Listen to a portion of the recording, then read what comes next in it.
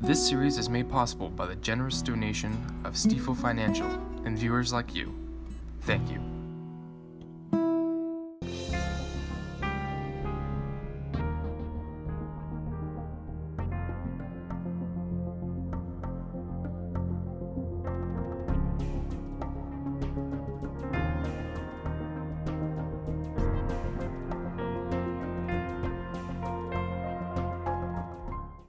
Looking at the world today, you may wonder, how do we begin to make sense of things? How can we solve problems when we can't trust the media, our leaders, and even the news? What's real, and how can we talk about it? This is why this series came into being. I'm Eric Thome, and this series, Where Do We Go From Here?, goes to the heart of things. We address local problems that have great impact by seeking local leaders and specialists to give us honest information that provides us with ways to move forward. Past episodes can be found at the Nevada County Digital Media Center website. The program also airs and is streamed on the Government Channel 17 every Monday night at 7 p.m. on that same website. The series today will be addressing the candidates running for the NID Board of Directors. We'll begin to discuss these matters with Ricki, who is both a candidate and not a candidate in a way. That's correct. I mean, you're the only person who actually applied for the first district seat on the board. Right. I am technically the director-elect for Division 1 of the Nevada Irrigation District Board of Directors. The filing period was August 15th, and because no one filed and the incumbent chose to retire, then I'm it. You're it. I'm it. You don't have to campaign? You No, don't have but to raise money? Well, but it should be said that I campaigned for the last 18 months and raised money the last 18 months because when one is running for office, you have to be prepared that you will perhaps more than likely have an opponent. Right. Now, the person you're replacing, Nancy Weber, is, I think, legendary in Nevada County. Even people who don't follow NID very well probably know a lot about her. She was on for something like 15 years? I think it's, let's see, 4, 8, 12, 16. It could be 20 years. I'm not sure. And Nancy is a legend. She is a tireless advocate for all of the Nevada Irrigation District and all of Nevada County, and especially her division. She is a remarkable woman. She has graciously been mentoring me for over a year. And I can't say enough wonderful things about Nancy Weber. And since she essentially wanted you to replace her, I guess that says very good things about you. Thank you. I think it does. I hope it does. I believe so, yeah. Now I have her faith, for sure. I remember when Nancy first went on, however many years ago it was, she was considered a bit of a maverick, and at that time NID had a reputation of being an old boys club, essentially, and she was the person who was going to shake it up. And I know she certainly has the personality to do that, and the gumption and the determination. But I don't really know, since I haven't been following NID in those intervening years, what success she actually had. Well, Nancy has had many, many successes. She has been a champion for getting water lines extended out into these rural neighborhoods, which has the benefit of not only providing treated water, but everywhere there's a treated water line, every 750 to 1,000 feet, there is a fire hydrant. So her program that she really advocated for, and Director Miller was also instrumental in that, to getting the money, working hard to make it affordable. That was a Nancy Weber accomplishment, without question. So is there anything left for you to do? Oh my goodness, yes. There is much for me to do. Indeed, there is. What are some of your main objectives? Well, you know, NID has suffered, especially in the last several years, they have lost the public trust in many ways. And I also, I'll step back just a minute, if I may, and tell you a bit about my background, and then I can it will make more sense when I go forward. So I've worked for over 30 years in the investment real estate line of work, I guess is the best way to say it. And in the last 12 years, prior to my retirement, I led a group of real estate investment trusts buying and selling properties in the greater southwest of the United States. So we would buy properties, manage them, increase their profitability, sell them, and then make the returns back to essentially retirees, public employee retirees. So I traveled all over the United States. I have a very deep background in real estate, investment, and land use.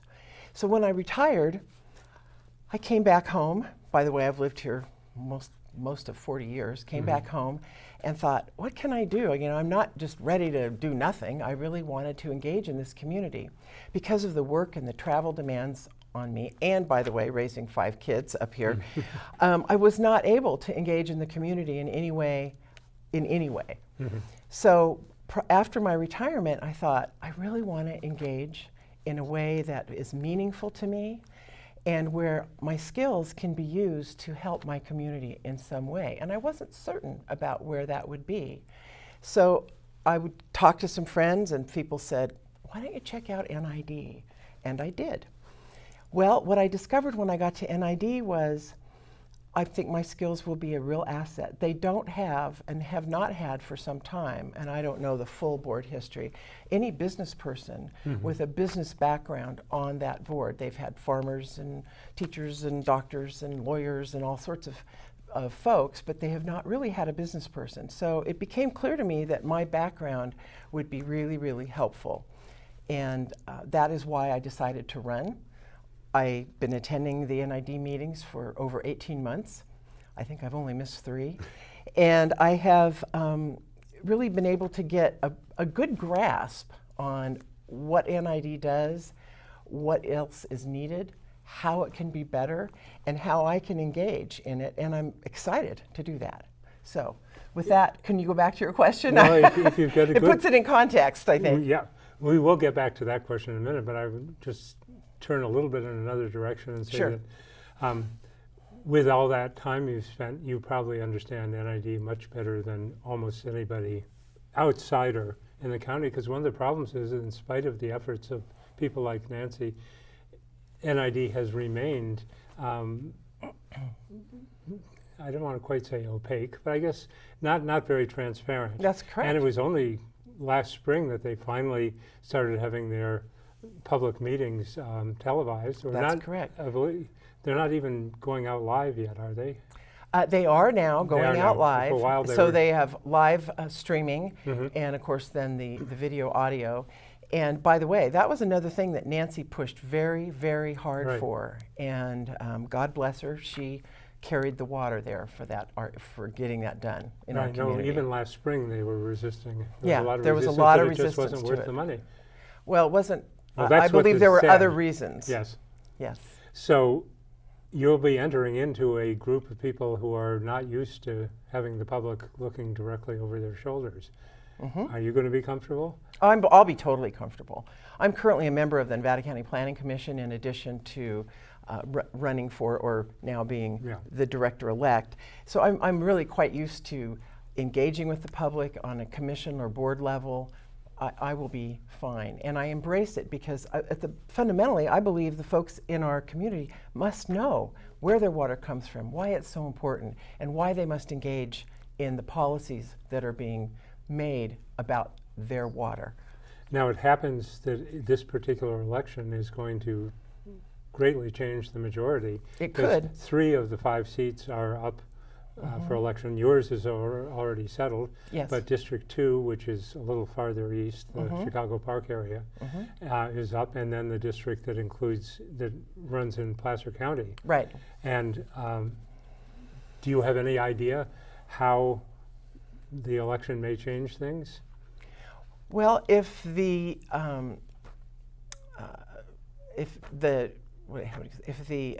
runners against the incumbents win, there will be a dramatic change in policy, I believe. And I think you would see it most in transparency, public participation, and one of my key issues is financial and fiscal responsibility, and how to set those priorities of what you spend and how you spend it and when will be shifted, I believe, if in fact there is that change on the board.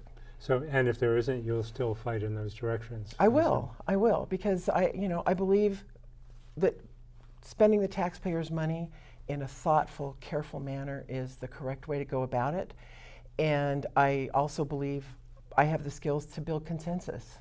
And hopefully I can gain the respect of my fellow board members and get some consensus and move forward in some interesting and positive directions.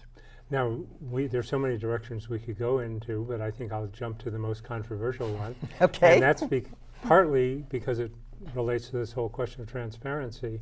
The board did a horrible job of preparing the ground for the proposed Centennial Dam and started buying up properties before they had any public support at all. And the first press releases, I guess you'd say, about justifying the dam last spring were very, very weak. Yes. I finally got actually on this program, which Lou Sitzer put together. He did a series of, I think it was eight or nine programs last spring, and I finally got some pretty good arguments from members of NID, the manager and some board member, one board member at least, Nick Wilcox, that made it sound like it might be a worthwhile project. It didn't completely convince me, and I don't think it's convinced many other people.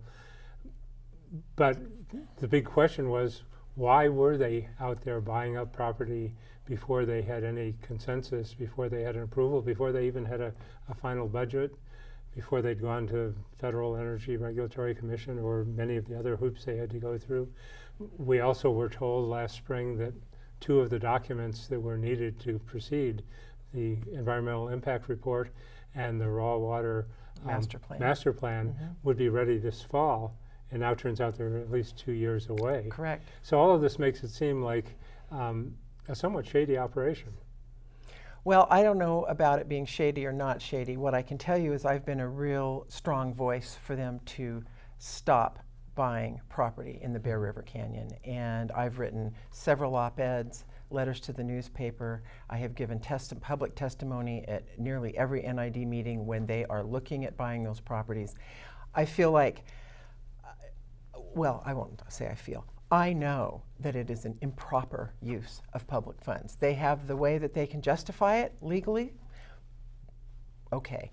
But I believe it is an improper use of public funds to buy people's homes in the Bear River Canyon. What they have done by those actions is break the real estate market in that canyon. And that, for me, as a real estate investment person, is, tantamount to a crime. Not that it's a real crime. I please everybody. I'm not saying they've committed a crime. I'm just saying that it is very poor judgment on from my perspective.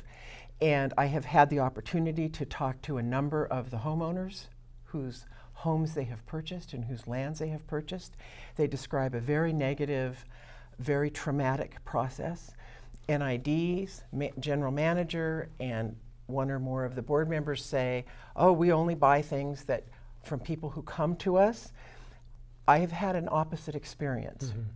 So I could go into more why it breaks the real estate market there if you want, but it really devalues the real estate that's there.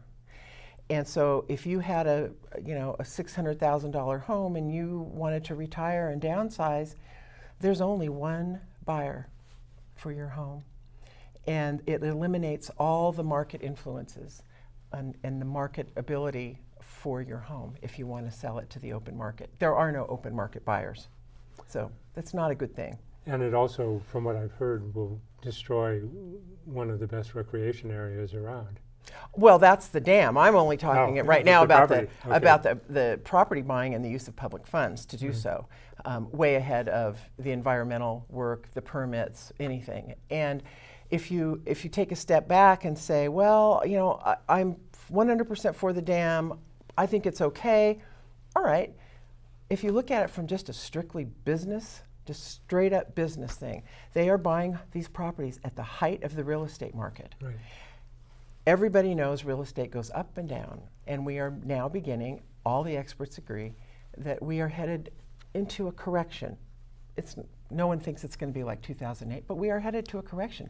So that your house that they may have paid you $600,000 for, it's probably going to be worth $500,000 on the open market. So here we have an expenditure of public money at a higher amount than they could have gotten had they waited until after they got the permits when the market had leveled out. So it's not even a good timing business decision, in my view. Now they've stepped back and they've now said they're going to wait at least 2 years for the EIR and do the raw water master plan. Right. Are they still buying properties, or have they stopped? They are. I have asked. Some community groups have asked very specifically, please stop. And their position is they will not stop. Their position is if someone comes to us and they want to sell, we're buyers. There you go. So we disagree. You disagree. Yeah. Now, as you say, that if it changes, if the election goes a certain direction, there will be some major changes in policy. Mm-hmm. What if it doesn't? Well, if it doesn't, it doesn't. And then we all work together to make it be the best we can possibly make it be, you know. Hopefully, if they want to continue to buy properties, I can convince them with market data that this is probably not the best time to continue to do that. And they should wait until they get some permits and some things that say that they can go forward. I think I'm making some inroads with a few of those board members as I discuss that, you know, from just a strictly financial investment perspective and not an environmental or any of those kind of concerns, although those are very valid and present as well. But to answer your question, if the board changes, I think the policy will change. If the board does not change, I'm hoping that I can at least make some inroads. Now, when I first heard that the dam was proposed, I had a sort of almost knee-jerk Nevada County person saying, we don't need dams anymore. That's so 20th century, and we've moved beyond that. And as I said, I thought their first arguments when they put op-eds in the union and so on were very, very weak.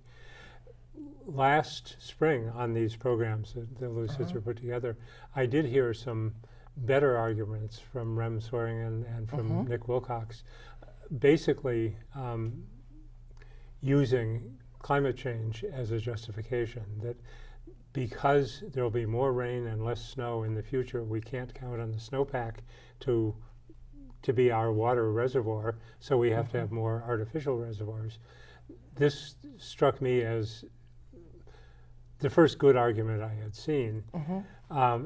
But then I've seen so many sets of statistics going both ways of arguing how much excess water is there going to be, and very little attention being paid to alternative ways of storing water. Right. Do you know of any good alternatives? Well, I know of, okay, I'm not a water person, all right, I'm a business person. You're about to be a water person. I will rely heavily on staff and all the very incredible smart people who are in this community and who are on staff at NID, who are the engineers and the hydrologists and those folks, the watershed people that really know the science.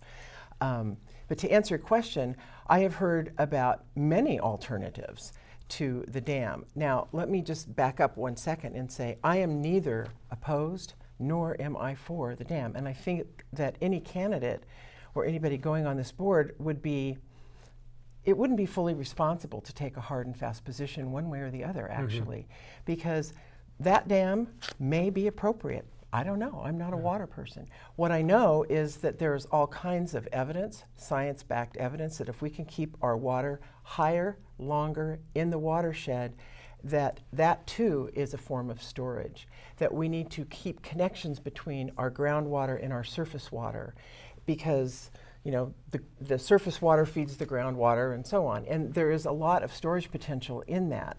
The problem with NID that I have seen so far is they haven't made the argument about the need. They talk about climate change, which is valid, but they haven't said, and so therefore we need X. The amount of water that they have said they need is 110,000 acre feet, and that's what the capacity of Centennial Dam is proposed to be. But within that, I think there's somewhere between 30 and 40,000 acre feet that would be called dead storage. It has to be there no matter what, right? So you start subtracting that. Then there's a certain loss to evaporation, and then there's, so you start doing the math and you go, wow, it's really not as big of water storage, usable water storage, because it won't fill up to 110,000 acre feet every year. And we're not certain about what the downstream impacts are on Camp Far West down in the Lincoln area. So essentially, we have to wait and see what the science says and what the EIR says and what the hydrologists say and what all the really water smart people have to say about it, and see if it is in fact an appropriate thing for NID to do. Now, as a business person, I think one of my biggest issues with the dam is how much it costs and who's going to pay for it. And so far, NID has not been able to say how much it's going to cost or who's going to pay for it. Now, at the forum last night, one of the candidates running was very clear and said everybody in this district is going to pay for that dam. Well, I've done the math, and others have, and that burdens each and every person about $43,000 a person. For something we may or may not need. So I think NID must show the need. And if there is, in fact, the need, then they must convince the community why this is important and why burdening everybody with $40,000 roughly is the right thing to do. It may be, it may not, and I don't know at this point. Right. Yeah. And one of the suspicious things is that NID was founded in 1921. Right. And right at that time, somebody started proposing a dam on exactly that site. And yeah. I think if you have an engineering mentality, I think it may be so attractive. It's been described as one of the best natural dam sites in the state. And I could see people who want to build dams just, let's do it because that's the best place. Well, engineers love building dams, And there is a woman running in the Division 4, her name is Laura Peters, and she's a water engineer, and she said the other night, I'm an engineer and I like dams. Dams have a really important function. Right. This one may or may not be in the appropriate place at the appropriate time, and that is yet to be determined. So that's kind of where I stand on it. Okay. Now, other things have happened with NID that are perhaps more positive. NID has taken over a lot of the electrical generating capacity that it used to share with PG&E, and apparently that is helping to keep down the cost of the water. That's true. And what is going in that direction? What are some other, let's say, progressive proposals that have come out in the last few years? Well, the general manager has a very creative proposal to do what's called a CCA, or Community Aggregated Power. I'm not certain what the acronym stands for exactly, but it's essentially our own small utility district of power generation, where we would use our hydropower and then buy power off the grid, and we would have the ability to kind of have our own destiny, if you will, in terms of what kind of power this community wants. There are many models and many successful CCAs throughout California. I think there's 18 operating currently, where someone can say, I want all green power, and that's what they receive, and they pay an appropriate rate for it. Or I'll have a mix of hydro and nuclear, whatever, and they pay a different rate for that.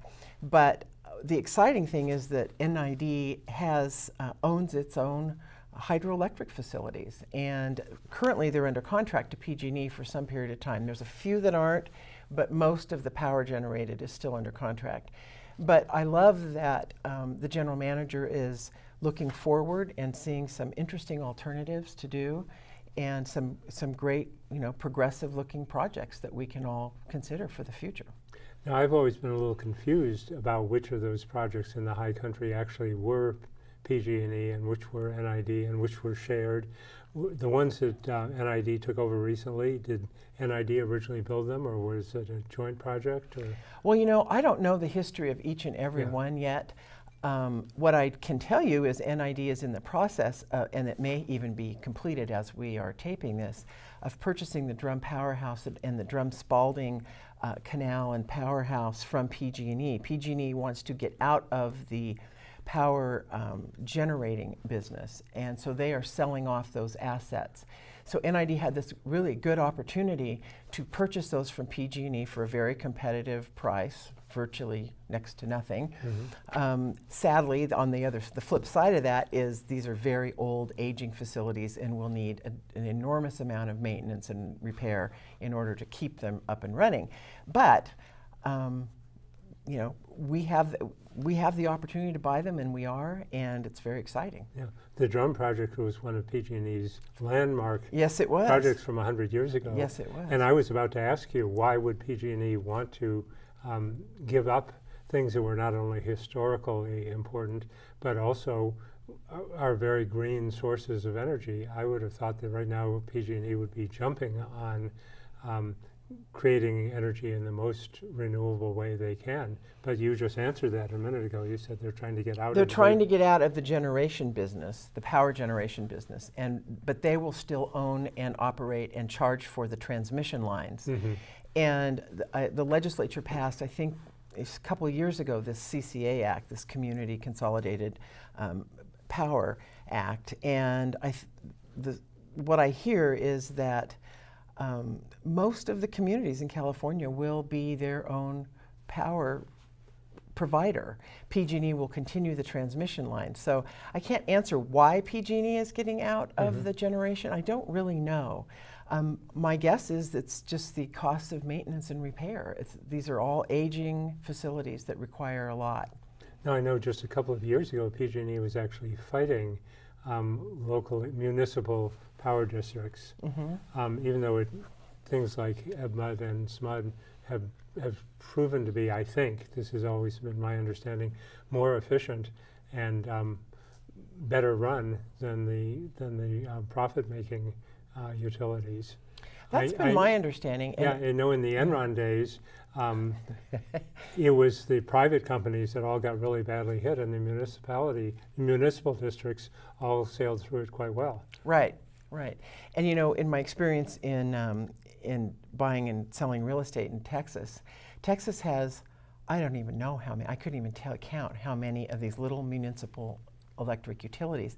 And what's very interesting there is they compete for your business. So I would go and I would buy 1 million square feet of a certain kind of building, and then we would put out RFPs to 3 or 4 of these power companies and say, okay, we'll buy our power from the most competitive proposal. And so we were able to buy power at really cheap rates. And you know, whether that happens in California, I don't know, but it feels like that's kind of where it's going. And it is a total sea change from yes, it is. opposing municipal districts to now encouraging them, and I find it wonderful. I know, me too. I think it's a wonderful thing. It's very exciting. Okay, what other wonders can we foresee? What other wonders can you foresee? I don't know about wonders. I mean, you know, NID is, they have virtually 100-year-old facilities that need an enormous amount of work upkeep. They have 450 miles of open canals. Right. They have 300 miles of piping. All of that requires extraordinary maintenance and repair all the time, full time. So as a potential director, I'm going to really be looking at the budget because I want to be able to see that we can take care of our infrastructure and make sure it runs as smoothly, efficiently as possible.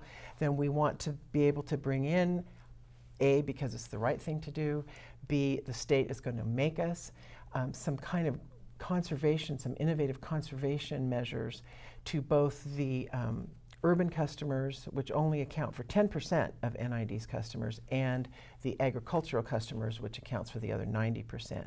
So we're going to see some mandates from the state of California requiring a lot of conservation in both those two sectors.